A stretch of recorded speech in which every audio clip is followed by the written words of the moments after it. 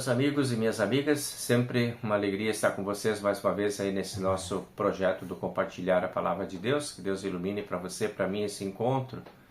Hoje nós temos possibilidade de falar um pouquinho sobre fidelidade e falsidade, envolvendo os personagens da história de hoje, seguindo aí no nosso caminho de compartilhar histórias bíblicas, né?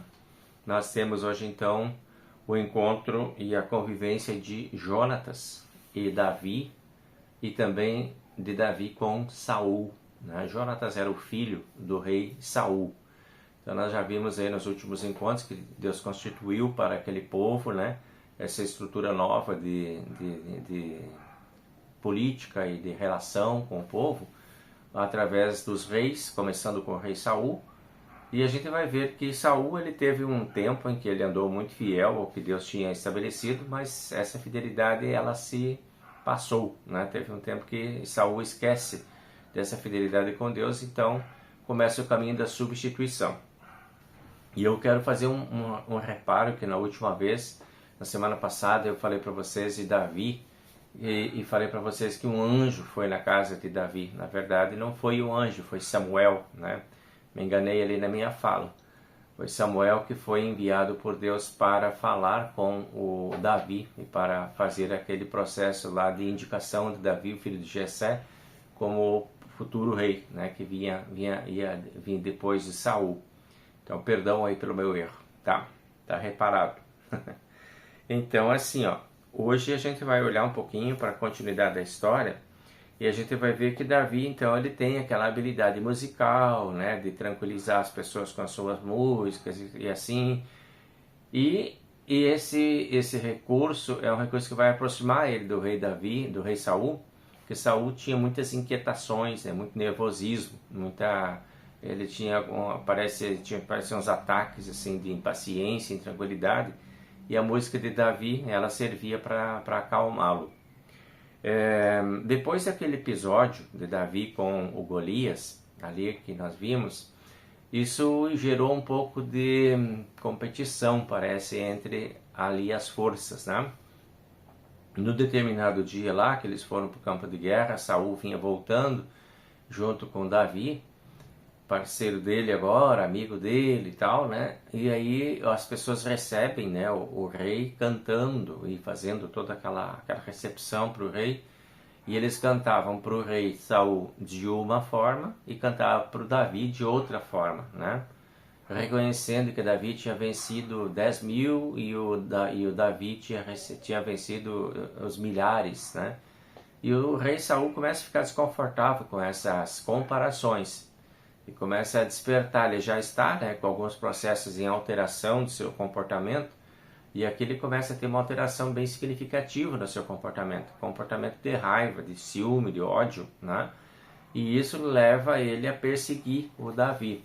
Então começa todo um caminho de perseguição, e ele começa a colocar Davi em frentes de combate para que fosse morto pelos inimigos, né?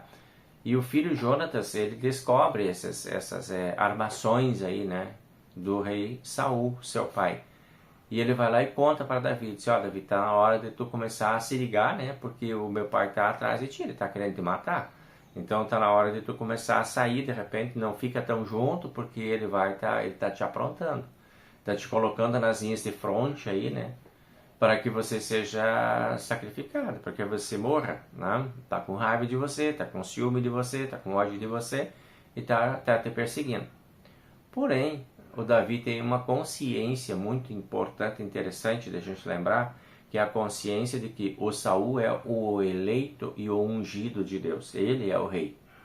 Então, apesar de tudo lá, que poderia, né, tá com alguns problemas de doença, sei lá o que, tudo que podia ter, mas ainda era o ungido de Deus. Então, tem situações que a gente vai ver que se repetem na história de Davi, em que Davi chega bem pertinho de Saul, né? Quando ele está fugindo, o Saul vai perseguindo ele. Então, tem um evento que eles estão lá numa caverna, escondidos, né? E aí o rei deita para dormir, o Davi vai lá e pega uma peça de roupa do rei e depois mostra, olha, eu estive bem pertinho de ti e eu não te matei, né? Eu não fiz nada contra ti. Porque Davi tinha uma consciência, ele até era estimulado, né? Vai lá e mata o rei, porque antes que ele te mate. E o Davi diz, não, eu não posso fazer nada contra o rei, porque ele é o ungido de Deus. Então Deus é quem vai tirar ele de lá, no momento certo, né? Então veja que interessante essa ideia, né? A gente vê, por um lado, a ideia da fidelidade do Jonatas, né? De proteger o seu amigo Davi, que eles eram muito amigos. Ele vai lá e conta para o Davi, olha, meu pai está armando contra ti. Isso é uma fidelidade de amizade muito bonita, né, que serve de exemplo para a gente também, de amizade. Quando a gente sabe que um amigo está correndo risco, está tendo perigo, a gente vai lá e avisa o amigo, a gente comunica o amigo. Isso não é fofoca, isso é consciência, né, de a gente criar consciência de que está em perigo. E isso foi o que Jonatas fez, né, ele tentou proteger o amigo dele da loucura do pai. Mas por outro lado tem uma ideia de consciência também da parte do Davi de que o rei é o ungido de Deus. Eu não posso fazer alguma coisa contra ele porque agora ele é o escolhido de Deus. Então eu não tenho o direito de me levantar contra e fazer alguma coisa contra o rei. Então, se foi Deus quem colocou ele, é Deus quem tira ele. Essa é a ideia, né, que a gente tem aqui. Essa ideia a falsidade de Saul. Saul chamava o Davi e dizia, tá tudo bem, venha cá, me arrependi, venha, chega perto, a gente vai viver bem. Quando Davi chegava, o Saul ameaçava de novo. Então várias vezes aconteceram esses eventos, né, de falsidade da parte do rei Saul, ao passo que tinha aquela ideia da amizade, da lealdade do Jonatas, tinha a falsidade do pai, e da parte de Davi, que estava no meio de tudo isso, tinha a consciência de ele estar lá dentro de um plano divino, de um plano de Deus. Então, deixa Deus escrever a história. Essa era a ideia de Davi. Não quero eu atravessar a história, eu tomar providências, eu ir lá e fazer as coisas para apressar, né, os processos. É Deus quem está no comando da história. Então, tem momentos em que isso se faz necessário, né? E para nós também vai ser assim. Nós precisamos entender que é Deus quem comanda a nossa história. Por mais aflitos que nós estejamos para tomar uma decisão, por mais afoitos que nós sejamos para para dar andamento a um processo, né, de a gente querer trocar os pés pelas mãos, como a gente normalmente diz, né, deixa que eu já vou lá, já faço, já acabo com tudo isso. Nem sempre Deus está nos chamando para isso, né? Nem sempre Deus está nos elegendo para isso. Não somos nós que temos que acabar com os inimigos, né? É Deus quem está no comando da história. Então é bem importante a gente pensar isso também, não só em termos de igreja, né? Mas dentro da igreja nós também temos nossas hierarquias aí, também temos os chamados, os eleitos, os vocacionados, que nem sempre conseguem fazer da melhor forma possível os seus papéis, às vezes se confundem, às vezes se enfraquecem, às vezes erram, né? E aí a gente tem a ideia de que tem uns que são os eleitos de Deus e eles estão errando, mas Deus está olhando. E é Deus quem vai fazer o processo mudar, né? Não precisamos nós ir lá botar nossa mão no meio para apressar as coisas. Então, no que diz respeito à estrutura da igreja, as coisas andam por aí. E no geral da vida da gente também, né? A gente poder deixar Deus agir dentro da vida da gente. Eu não acho que isso seja conformismo ou romantismo, acho que isso seja respeito, né? Que a gente poder assim entender que Deus está no comando da nossa história. E se Deus está no comando da história e a gente acredita nisso, então a verdade e a justiça triunfarão de uma forma ou de outra.